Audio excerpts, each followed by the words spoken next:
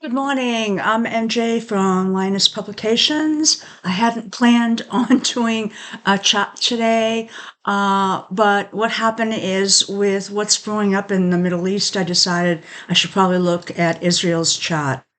Now, what we have here is Israel, and we do have a date and a time of birth, and that is according to the book World Horoscopes.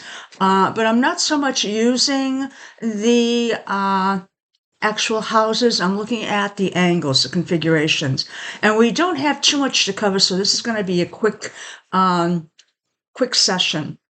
I only am looking at the ones that are very important in this period.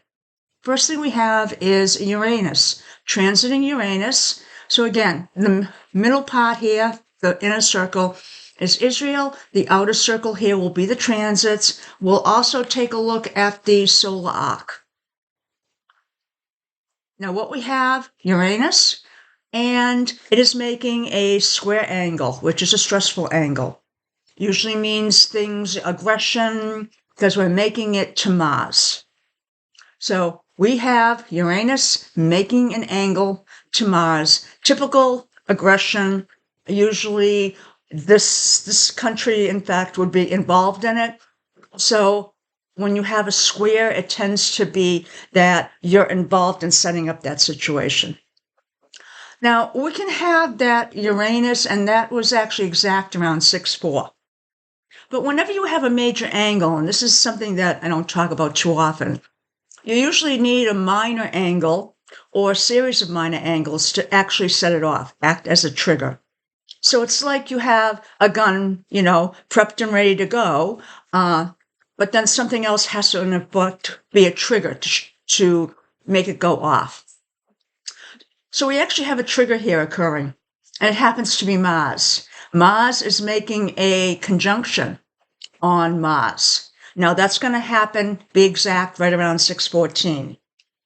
So that's going to be a trigger to this. We also have the moon that will be coming up and eventually making within, probably about, I did this for yesterday, no, today 11:30. So probably within about 2 days. So that's actually going to the 14th. So we've got the moon that's going to be making an inconjunct to this Mars at that time.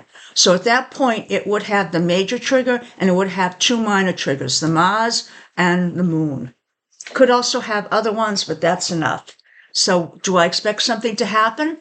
Probably. When? Pretty soon, maybe around the 14th. Let's take a look at another chart, which is the solar arc.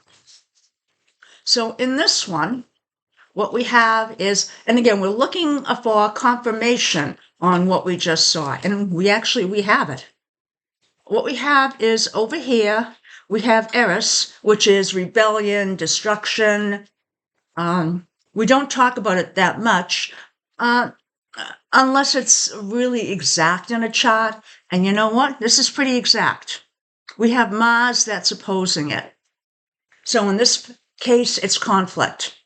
Now, Mars is making that angle.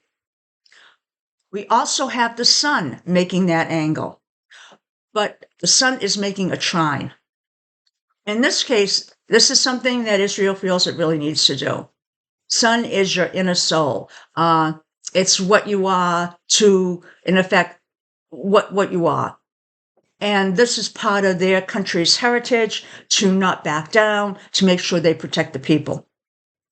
The trine is an easy angle, so this is an easy decision for them. It's not difficult. Mars, again, causing the destruction, causing rebellion.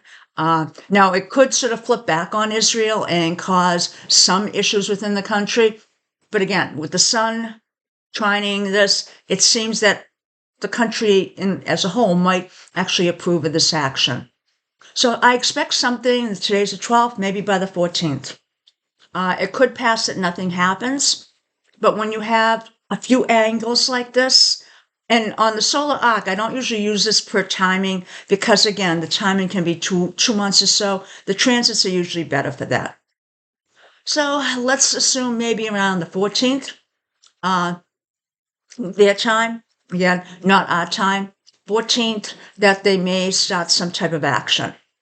Otherwise, have a great day. Bye now.